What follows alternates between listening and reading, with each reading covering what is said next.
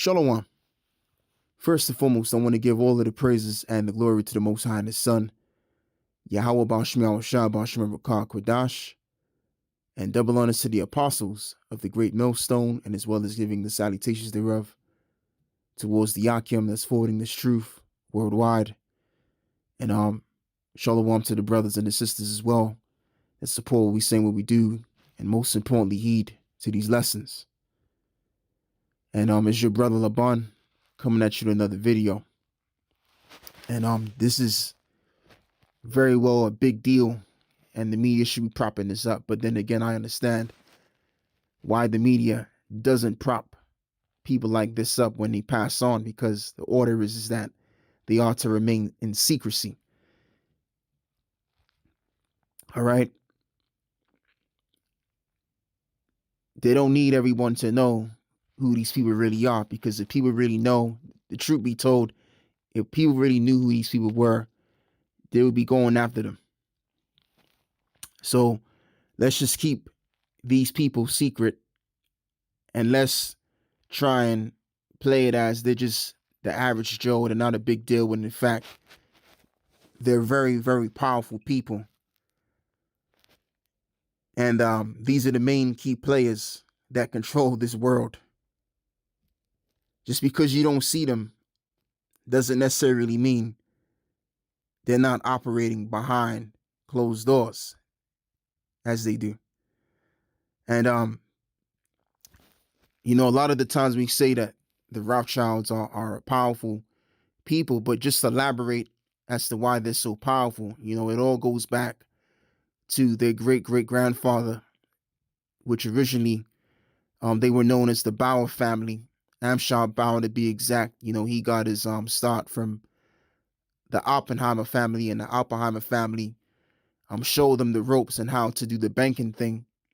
And therefore, with that knowledge, Amschad Bauer delivered his sons, and they were taught on how to, set up banks, just so that they can go around setting up banks. And with that understanding that was given from their father, he sent their sons to set up many other banks all around Europe, as they did, for the sake of governance and control. Okay, and that's the true intention as to why they've done what they've done, because their father wanted them to be in prominent positions and all of that stuff. And this is something that the Rothschilds accumulate. They've accumulated a lot of wealth due to this, and as well as, we have to include these wars that they were involved in, which the first war that they were behind, as I have found out, which was the war which involved the Battle of Waterloo, and they were behind that. And as they established their banking system in the 20th century, they were also behind the world wars that happened as well. But I'm going back to Amschad Bauer and him deploying his 5 sons. Again, as I'm going to say, those sons went around Europe to set up banking systems to have control of whatever world or whatever country they were in. Just like, as I want to show you a quote which was said from Nathan Mayer Rothschild in 1815. Rothschild made his famous statement: "I care not what puppet is placed upon the throne of England to rule the empire on which the sun never sets. The man who controls the British money supply controls the British Empire, and I control the British money supply, because the money is the blood of the people, and as well as the empire." So it doesn't matter who's sitting on the throne. It doesn't matter who's declared the prime minister to tell people what to do and setting up policies. It doesn't matter. At the end of the day, the government is vulnerable to the bank. So if the government is vulnerable to the bank, because you need the bank to keep the economy going. They're responsible for the economy, and bringing forth provisions like loans, and even for people to store their money in, which really the money isn't really their money anyway. It's the banks' money, and therefore they control the money. And if they control the money, they can manipulate the currency that the people rely on, and that's to put people into debt. And that's what they've done all around. Like I have a list here on a Wikipedia. As you can see, there's a list of central banks all around these countries. The first country I cannot pronounce, so I'm not gonna even dare to pronounce that. You have a bank in Afghanistan, and all of these banks, as you can see, all the way down to the Western countries, which are nothing more than the corporations now. And what's funny is the fact that in every corporation you have what? A president. And then you have those that are above the presidents, which happens to be the chief executive. So the chief executive would be, in this case of the world, the Rothschild family. The world has become their business because they have central banks all around the world, which the term bank goes back to the word bench or table. Now, back during the time of Yahweh Shai, he went to the temple where you had the money changers, and he basically flipped the money the tables around, because what you had was you had these individuals that were manipulating the money that people were depending on. Basically fraud. And that's what the Rothschilds did to manipulate their way to the top. All right. So you can have any prime minister, any governance, it doesn't matter. At the end of the day, if you have a central bank in this particular country, they control the empire, because the most important thing that they have access to is creating money out of nowhere and giving it to the people. And most of the money that we have isn't even real money. They have the real money stored in their underground vaults. They have the real gold by the billions load. And as they found out, the Rothschild family is worth hundreds of trillions of dollars. That's how rich and powerful these people really are. And speaking of his cousin Jacob Rothschild, as I'm going to show you right here, this man is behind the media. You can talk about the news, you can talk about the entertainment world, any variety of the entertainment world, he's behind that. All right. Especially when it comes to the fashion world, and as well as even the world of music. As you can see, he's standing right next to Khalees. And the man, as you can see on your right to you, which he's standing on the left, is his son Nathan Rothschild. Which when you see a lot of his pictures, he looks like he's on cocaine. But that's his son. That's Jacob Rothschild's son, as you can see on your left. On your screen. That's his son. So basically, they're both standing next to Khalees. And when you're in the music business, like a lot of these rappers expose, especially nowadays with this Kanye West and Kyrie Irving situation. And I mean, Jake has been bringing this out for some time, to a level of a degree, but more now than ever before because of this Kanye West situation. And it's just got Jake rattled up now, and speaking about what's going on who really controls what in the music business and that. And yeah, it's the truth. They control the music world. So whatever music that's being pumped out there, you better believe they have something. They have a big responsibility when it concerns your music. And that's why most of the music that's being pumped out has nothing to do with the betterment of our people, but to degrade our people, because the powers that be, which are indeed JOO's Small Hatters 1948, is they know who the hell we are. If they're calling themselves after our names, they're going to know who we are, obviously. So they don't want us to reach to no form of excellence. So let's get behind black media and and excuse me, let me reiterate. And the reason why I want to reiterate in saying this, because there's no such thing as a black culture. Black culture, for one, there's no one on the earth that's walking around black.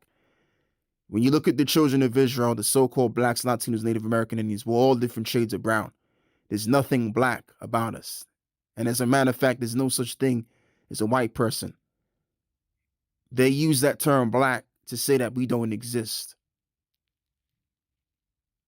When you look at the color black, it's a 0% color. If you're diving into graphics, if you get into graphics, the coloring of black leads to 0%, and it's not even a color, by the way. So when they call us black, it's just a code. It's really coded in saying that we don't exist, or we're a people that are unknown, void of light, deaf.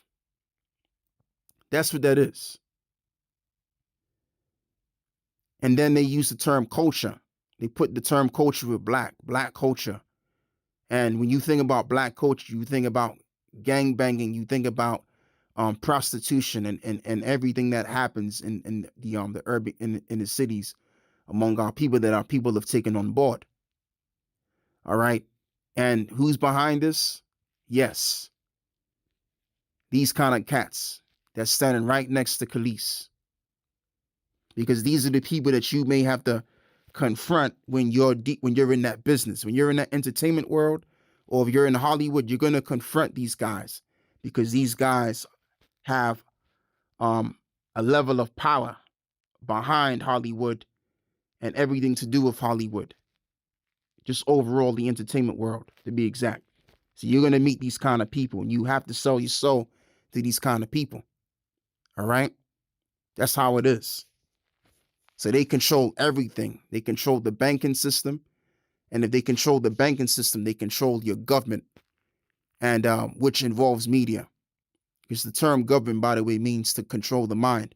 So they're able to control the mind by your media, and as well as even controlling the school systems too. They have a hand in that as well.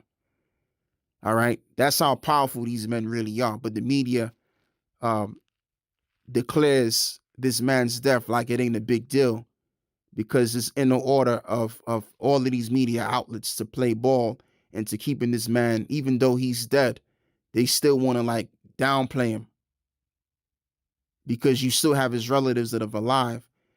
You still have his relatives that are still alive. And, you know, I don't know who's taking charge of his position. I mean, I'm pretty much sure that it's his cousin, Jacob Rothschild, to be exact. So yeah, that's all I got to say from there. So now what I want to do is I want to get some scriptures here in the book of Psalms 73, verse 1, and I'm going to read all the way down to maybe 14 or so. So this reads, truly the Most High is good to Israel, and this Israel is referring to the one and only Israelites, and the people that can only but be Israelites, which are indeed the so-called Negroes, Latinos, Native American Indians. This ain't referring to them small hatters in Israel, because they're nothing more than what the scriptures describes them to be, which are indeed they're the Edomites. As you can see, he's an Edomite, and as well as the man, one of the most powerfulest men among the Rothschilds have died. He's an Edomite. He's a bona fide Edomite. Let me just put it that way instead. So it reads, and these are the same people that are going to say that they're us. These JOOSs, these small hatters. They're saying that they're us, but they're Edomites. Anyway, let's continue on. But as for me, my feet were almost gone, my steps had well nigh slipped. For I was envious at the foolish when I saw the prosperity of the wicked. For there are no bands in their death, but their strength is firm, and they are not in trouble as other men. And neither are they plagued like other men, and therefore pride compasseth them about. as a chain. Violence covered them as a garment, and their eyes stand out with fatness, and they have more than heart could wish. And damn right they must do, because I mean, if you got a central bank in every part of the world and shit, then you you of course your eyes stand with fatness, which is in relation to the blessing which was given unto Esau from their father Isaac, and the blessing was that Esau would rule with the sword, and he would have the fatness of the lands around the world. And that's how this devil rules the world, with the sword, and as well as originating from the power of the bank. All right, these individuals are so powerful that they can destroy presidents and prime ministers and put them to death if they don't play ball. Okay, so these people are ruling by the sword. And what made these people very prominent and wealthy is due to these wars too. And speaking of these wars, Andrew Jackson had an issue. And I mean, you had other presidents of the United States that didn't like the idea of the central banks being in control. But all of these presidents couldn't really defeat the central bankers because of Heavenly Father dealing with them on the left-hand side by Satan to keep going on with their rule, because the Heavenly Father set these men up, beginning with the Borgia family, which we believe that the Borgia family gotta be now these Rothschilds coming back in the reincarnation, only because Caesar Borgia looks exactly like David D. Rothschild, the son of Evelyn Rothschild. They look identical. You know, he looks like Cesare Borgia, which was depicted as the neo Christ, or the white Christ, have you will, which is what many churches have inside of their churches. Okay, these buildings I'm talking about, these so-called church buildings, which really the term church has nothing to do with religious buildings among people that teach the Bible. What it really involves is that it's the people that are indeed the church. It's not the building or the people that are in the building that claim to believe in whom they call Jesus Christ. Now the church are the men of Israel among the saints, the elect. They make up the church. They are the church. And by the way, the word church is from the Greek word ecclesia, which means to call out. So you're gonna have a group of men that have been anointed to preach the gospel, and they're gonna call out men to this truth. And that's what we are. We're that church. Okay. So that's it on that. Well, I'm going to continue to read some more on this. So it says their eyes stand out with fatness, and they have more than heart could wish. Like I said, they run all of these different banks, these central banks, and they have them all around the world. So they control the people in that land, and as well as they are in control of that land. Going back to what Nathan Rothschild said, Nathan Mayer Rothschild said, let's read this again. I care not what the puppet is placed upon the throne of England to rule the empire on which the sun never sets. The man who controls the British money supply controls the British empire and controls the British money supply. So there you go. So it doesn't matter what nationality of people or governance there is. At the end of the day, as long as there's a central bank, they're in control of that country.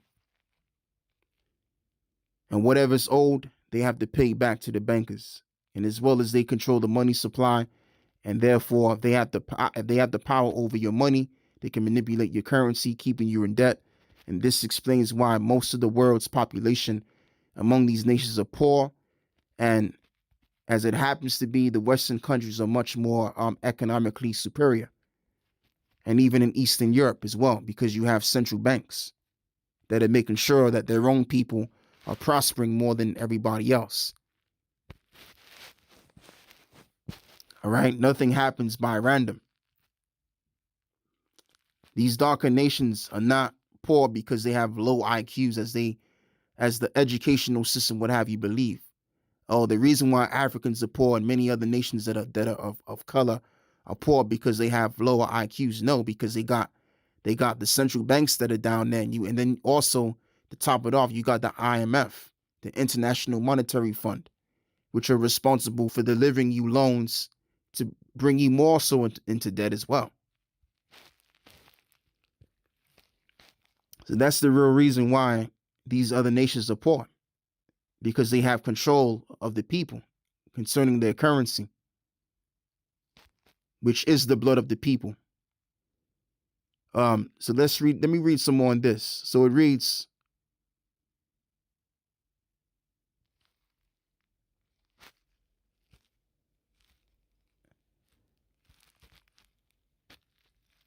yeah, so anyway, where was I, man? I forgot. Yeah, so this is verse 3, Psalm 73, verse 3. For I was envious at the foolish when I saw the prosperity of the wicked, which is what they are. They're the wicked. According to the book of Malachi 1 and 4, it says that Esau be the border of wickedness.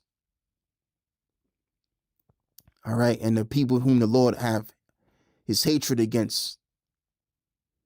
Verse 4, for there are no bands in their death, but their strength is firm, and they are not in trouble as other men, and neither are they plagued like other men. Exactly. In other words, the plague representing the diseases that the average people get because of their diet has been tampered with. And when you look at the Rothschilds, because they have so much power and they have so much ownership of lands and all of that. Like, for example, let's just take the UK. In the UK, they may have a little farm of their own. They don't have to go inside the stores that we have to go into to buy our food. Buying food, as well as when it comes to meats, vegetables, all of that's been tampered with.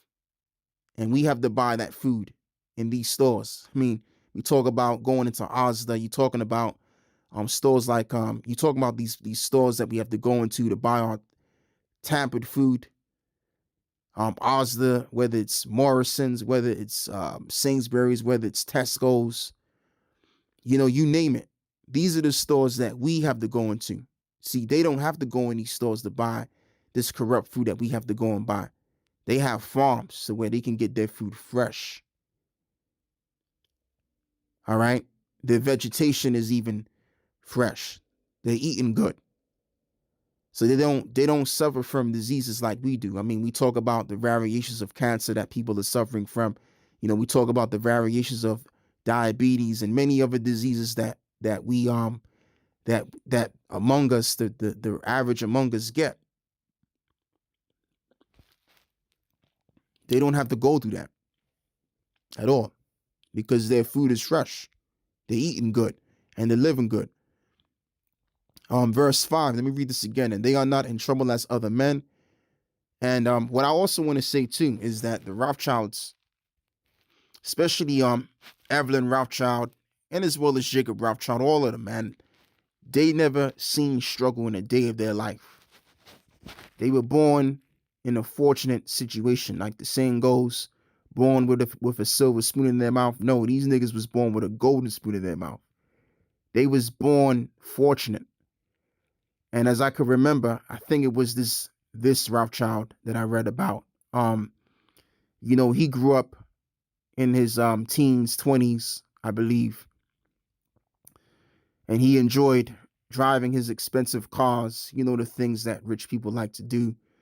Or rich kids. He was basically a rich kid, He had everything handed down to him. Never had to work for anything,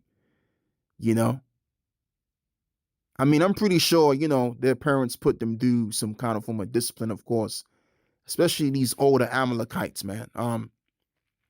The way they grew up was kind of different, the older generational Edomites that lived during the 20th century. They grew up difficult, but the point of the matter is that they had it very easy. They had a very easy life in comparison to the average folk throughout their time being here on earth. Everybody has been a slave unto them and has been an asset to them and only an asset to them. All right. They never had to worry about their parents being unstable financially or mentally to take care of them. They always grew up in a prosperous situation. Again, they knew no struggle. They didn't have to work a day in their life. They never had to experience a life of uncertainty. Like a lot of us have to experience that.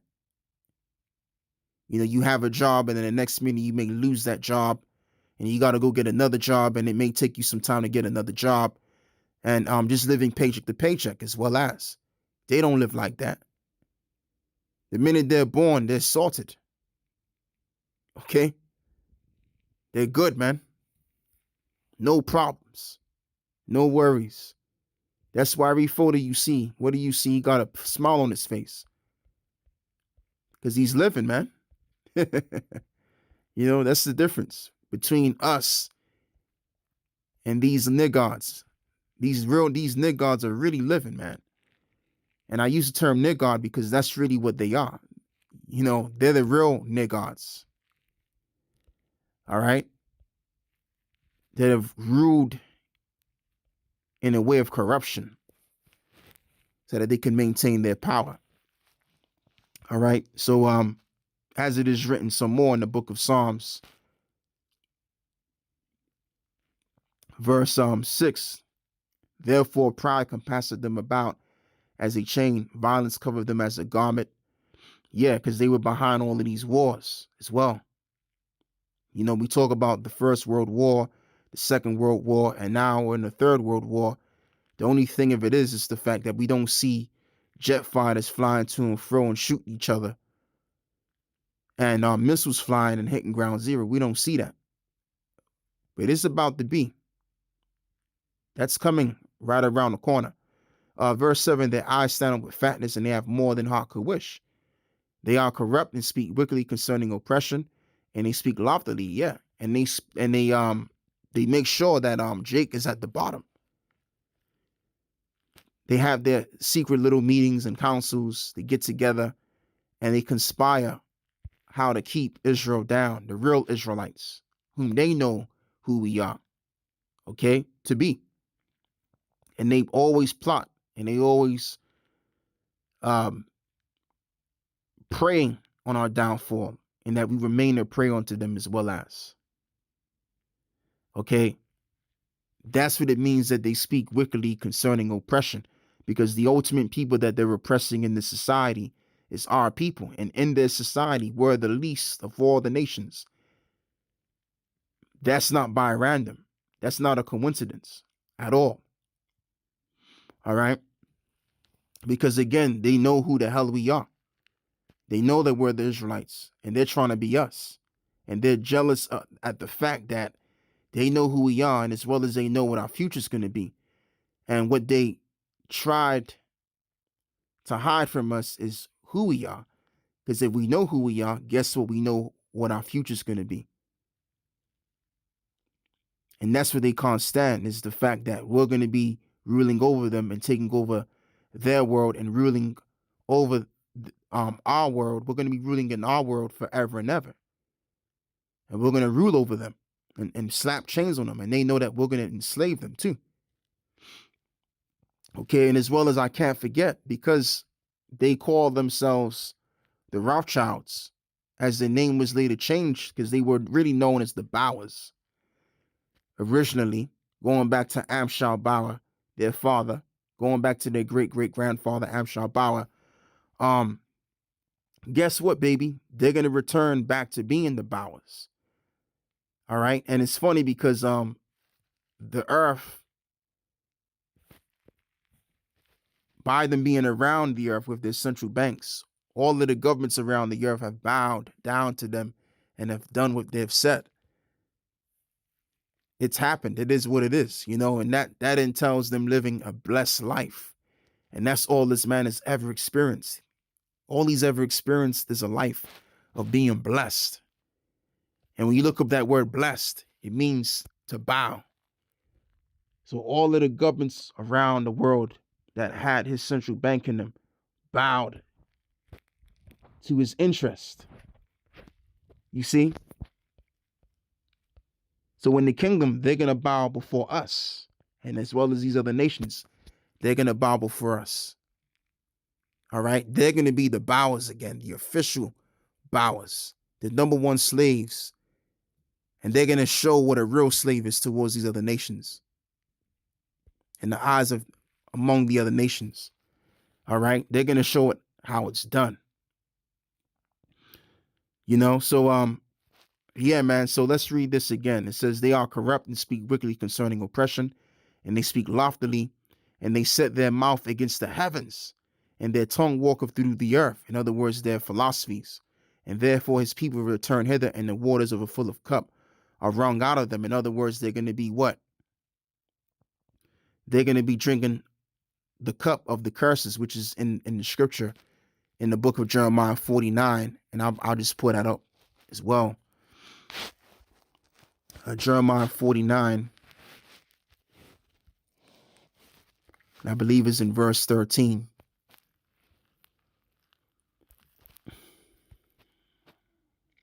Verse 12, actually. For thus saith the Lord Yahweh, behold, they whose judgment was not to drink of the cup have assuredly drunken, and art thou he that shall altogether go unpunished? Thou shalt not go unpunished, but thou shalt surely drink of it. So those that were not supposed to drink of the cup, which have surely drunken, Jeremiah is speaking to us, because we should have never drunk up the cup of the cursing, but we did because we disobeyed the laws of God, and yet we're the chosen people of the Most High God. So how in the hell are the sons and daughters of Satan going to go altogether unpunished? That's not going to be the case. Verse 13, for I have sworn by myself, said the Lord Yahweh, that Basra, what is Basra? Another way of saying Edom, or referencing to the nation of Edom, the whole house of Edom, shall become a desolation, a reproach, a waste, and a curse. And all of the cities thereof shall be a perpetual waste. So that's what's coming upon the nation of Edom. They're going to see their empire destroyed, and therefore them curses are going to keep lingering on upon them until they're severely covered under them curses. As Yahweh gave the parable of Lazarus, which was the poor man, and the parable of the rich man, and how they both died, and the poor man was in the bosom of Abraham, and the man that was rich, or the rich man, which represents these bankers today, were in great torments. All right, which speaks on the which is symbolic of their future conditions that they're going to be experiencing in our kingdom, because we're going to kick the ass in our kingdom. All right, and we're not going to just kick the ass physically, but overall. Okay, we talk about spiritually, psychologically, economically. They're going to be at the bottom in our world. They're on the top now, calling the shots, going into lands and setting up their central banks. And as it is written, the last shall be first, and the first shall be last. So they're going to be last. They're literally going to be economically at the bottom of our foot. They're going to be in our house, and we're going to be telling them what to do. And this is what they've always known. And they didn't want us to know this information, man. Now, you have this picture here that I want to show just on a brief. The man to your left, as you can see, he's known as King Charles III now, but at the time he was considered the prince among the royal family. And look how he's pointing to him. Look how Evelyn Rothschild points to him like a child, telling him what to do. Because really, the Rothschild family, especially Evelyn Rothschild, was the powerhouse of this world. Standing side to side, his family with the Oppenheimer family, which the Oppenheimers established the Rothschild family to be where they're at today, knowing about the banking system and how it works. All right, so the thing of it is, as I'm going to say again, the Rothschilds are the real kings, and they're the real dominant ones that have been behind all of these different celebrities, whether it's politicians, you name it. And this right here, this picture speaks 1,000 words. I don't have to elaborate any further. This just tells you who's really got it going on when it concerns who's the real king here, okay? Because if Charles at the time that was a prince wouldn't allow, it wouldn't have been allowed for a random man to come up to a prince to point his finger at him like this. As a matter of fact, a random person wouldn't even dare come close to a prince in doing this, let alone pointing his finger at him in the first place. So who is this man that's able to do this? It's Evelyn Rothschild, man. It's Evelyn Rothschild, which controls, which has always been behind all of these puppets all of this time. You know, whether it's your celebrities, whether it's your prime ministers, whoever they are that have gotten to prominence in the society. You don't get prominent in the society unless these Amalekites sanction it. Okay? You have to sell out to these bankers to get somewhere in the society. You have to go through them. That's how you make it in this world. You got to go through them and you got to do what they do. Okay? You don't get up in the society because you want to in your own way. No, you got to go through and meeting certain people and bumping elbows with certain people. And you got to do what they tell you to do. So you got to sell your soul and you got to do A, B, and C. Damn it, you better do it. Otherwise, you're gonna remain down with the average folk. That's how this thing operates, man. This world operates. Excuse me. All right. That's how that shit goes. So now that the man's dead, like I said, the media tries to downplay him and not really give him that push, that prop up, because they still want to keep him in the way of secrecy. Like if you know him, you know him. If you don't know him, you're not gonna recognize him. You're not gonna care if he died. It's not gonna matter to you. But at the end of the day, this man was very powerful, man indeed, in relation to a very powerful family that controls the world's wealth, which has been estimated that his family's wealth is in like the hundreds of trillions of dollars. And I mean, it speaks for itself. Central banks all around the place. Okay. Which I say, you know, once again, if you have a central bank in any country, you control that government. Point blank in the story. Now, when I want to read, I want to end it off with this, because this really hit home when I found this precept, man. This is Proverbs 11:7. When a wicked man dieth, his expectation shall perish, and the hope of the unjust men perish.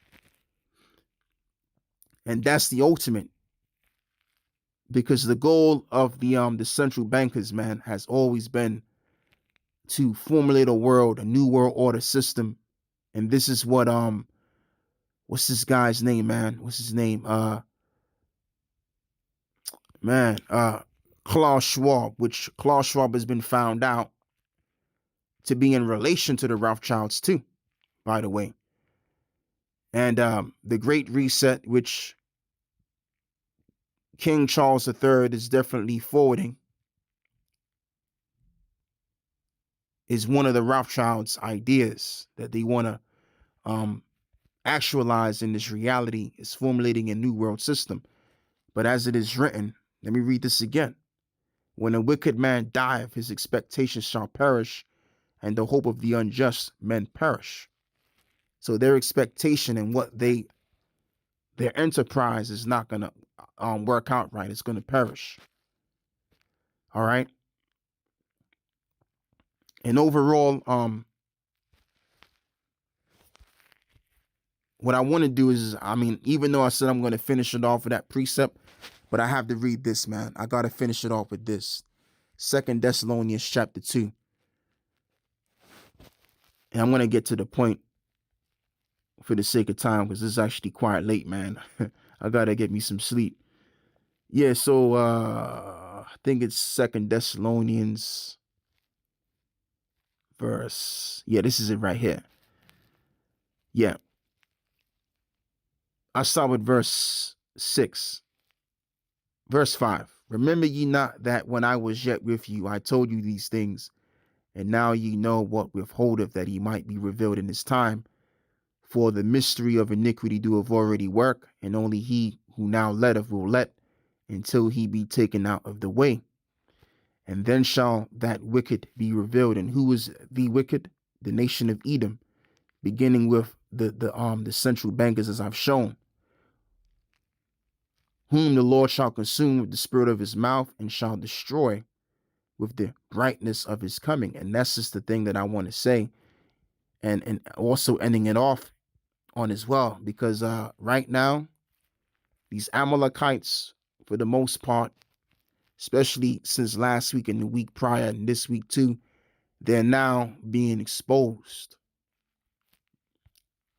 on a public display now. They were exposed by us some time ago, because we've already found them out to be really what they are, to be exact, are the Edomites, and that they are the border of wickedness. We've already exposed this, and that we've already exposed by reading many different books that they do control all facets of this world, including.